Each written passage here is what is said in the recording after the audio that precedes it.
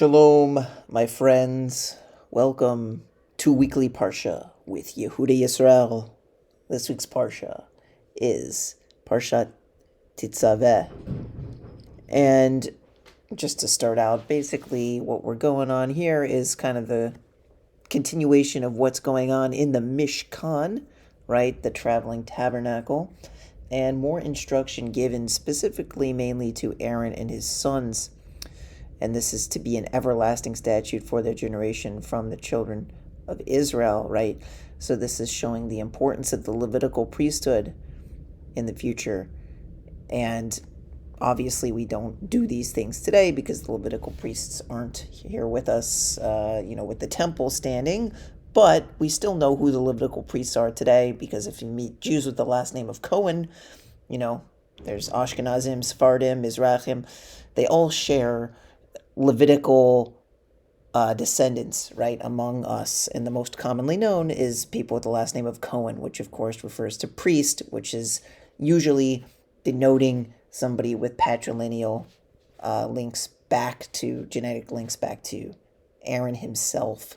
So we'll just go and this is discussing the process of doing this. So it discusses Aaron and his sons, who are Aaron, Nadav, Abihu, Eliezer, and Eleazar, not Eliezer. I was reading it in English, of course. Eleazar, yes. You shall make holy garments. So this is speaking about the garments that the priests will wear. Some of them are exclusive to the Kohen Gadol, who was Aaron at the time. There's the choshen, an ephod, a robe, a tunic, checker work, a cap, a sash. So the holy garments for Aaron and his sons to serve, right? So you have some commentaries here describing kind of what those are and the colors of the, what they wore.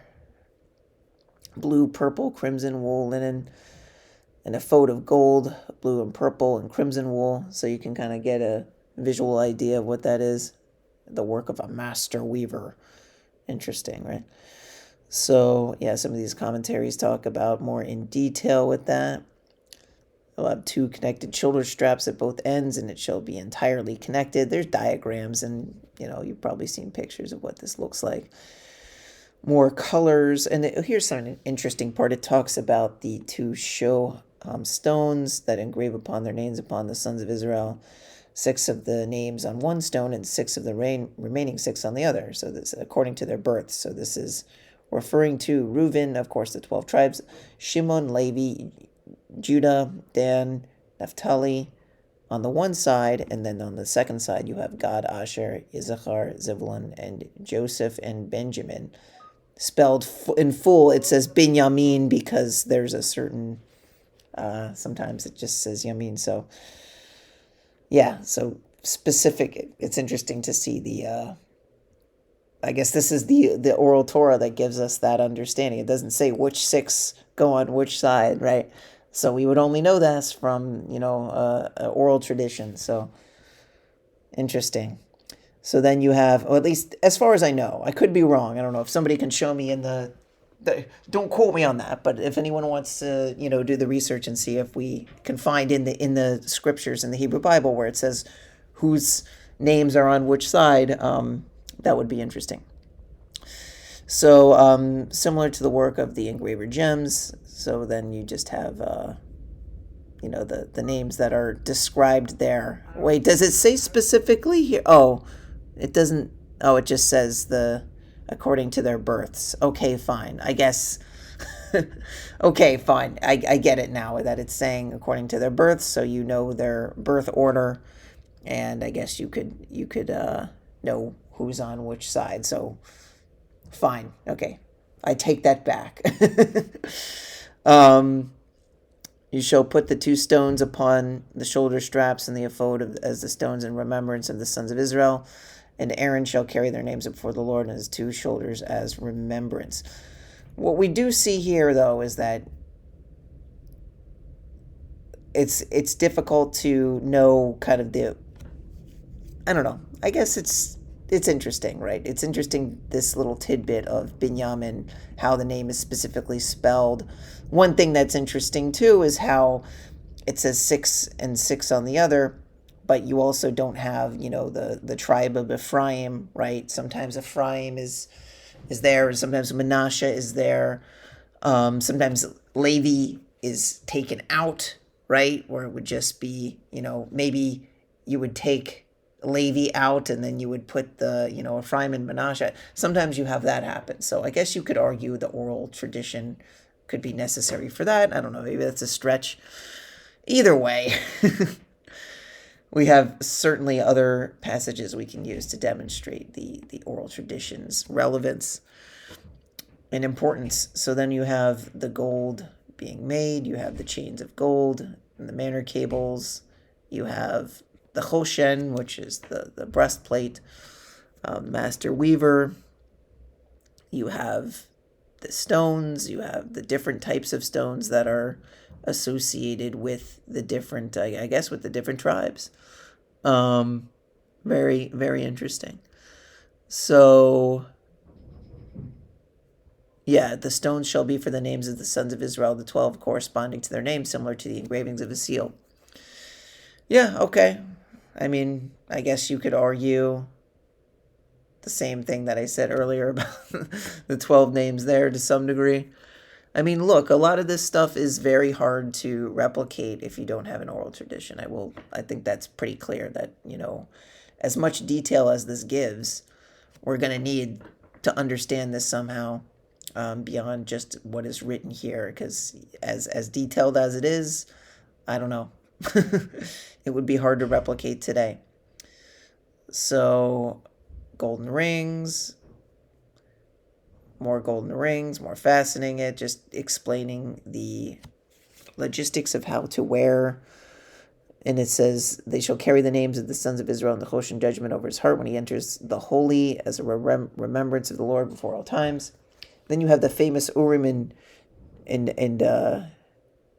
it says Tumim, right? The Urim and Tumim, right? And you have, obviously, these are the interesting prophetic oracles that the Kohen uses to sort of come up with what is supposed to be done in certain situations. So then you have the robes, completely blue wool. Then you have the work of a weaver. Pomegranates. This is interesting, right? It talks about the pomegranates that are on the bottom of the Cohen's, I guess, hems of his robe. Pomegranates are a very significant symbol in Jewish, religion, and just kind of what we associate that with Rosh Hashanah. Some people associate it with the commandments of the Torah because of the 613. And there's some average of the seeds in there according to, Baba Mises, whatever, old wives' tale.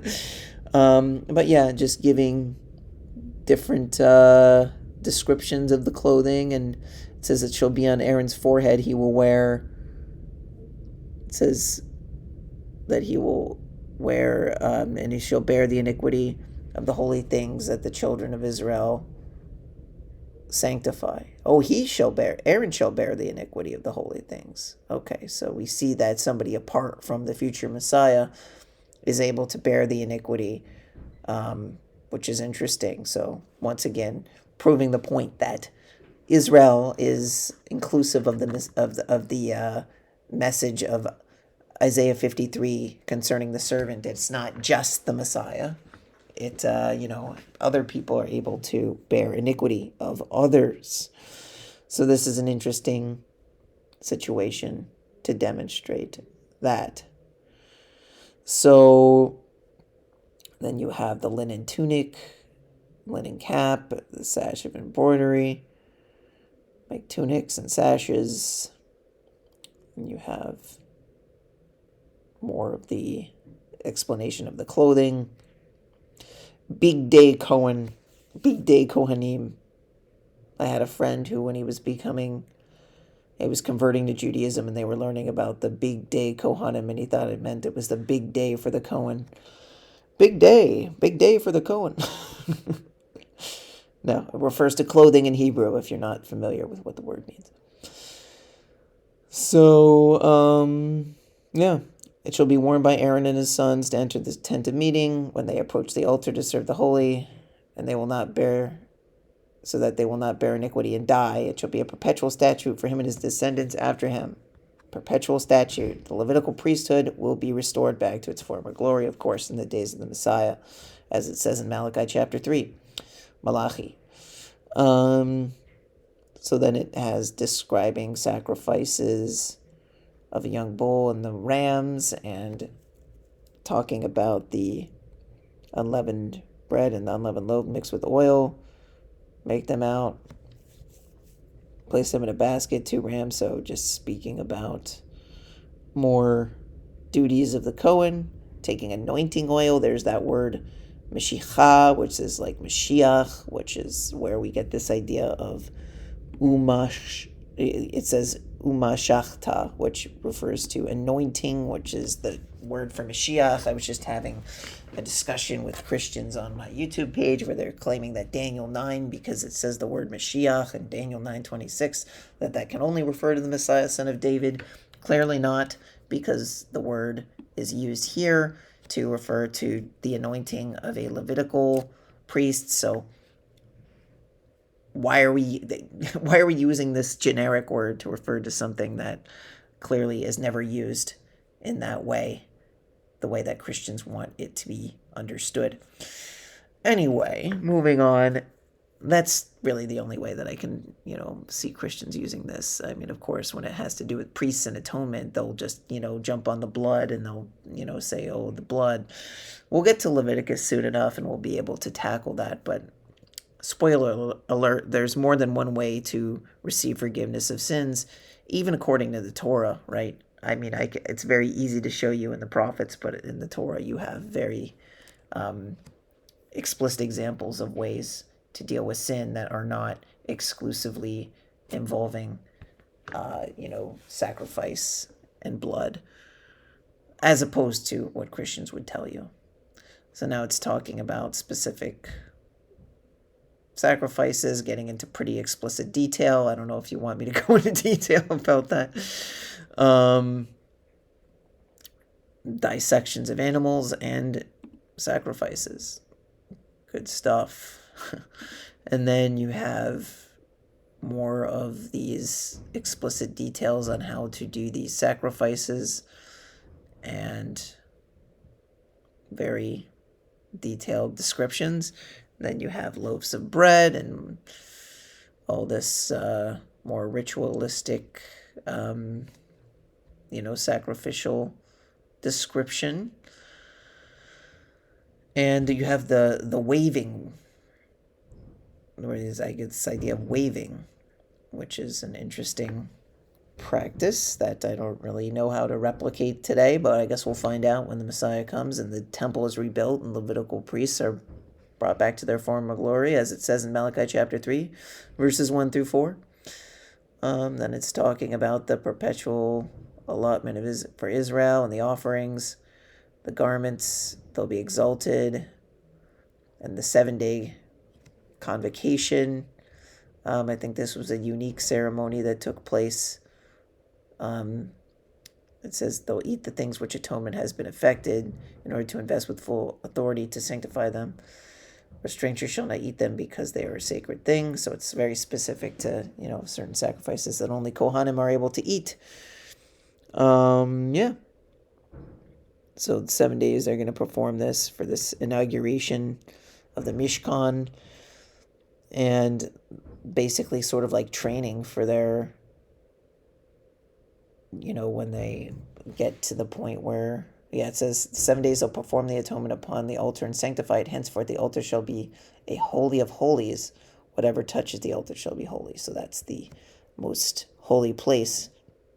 And they're sort of ramping it up for that.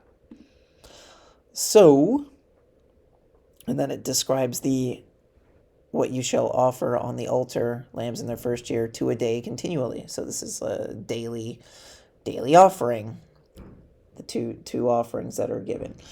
So, and then of course there's this idea of sort of like a third offering with the remnants of the ashes that are being burned, in that sense. So then the continual burnt offering will happen for the generations at the entrance of the tent, where I will arrange meetings for you to speak to you there.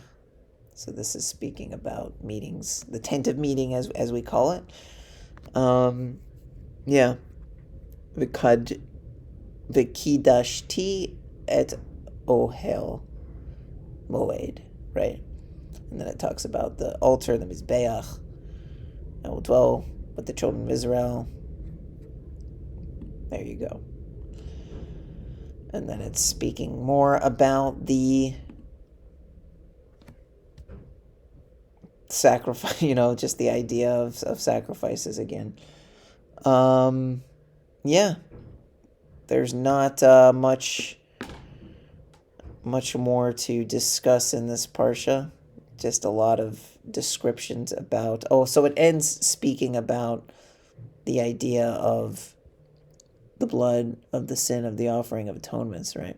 So it's speaking about what happens on Yom HaKippurim, effectively, once a year.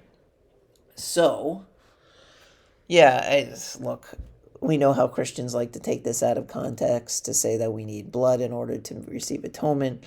In isolation, it might appear that way, but of course the Torah is bigger than just this. And in next week's Parsha, stay tuned, we're going to even see another way to atone for sin that does not require blood. I hope this video has been a blessing to you. Shalom Aleichem.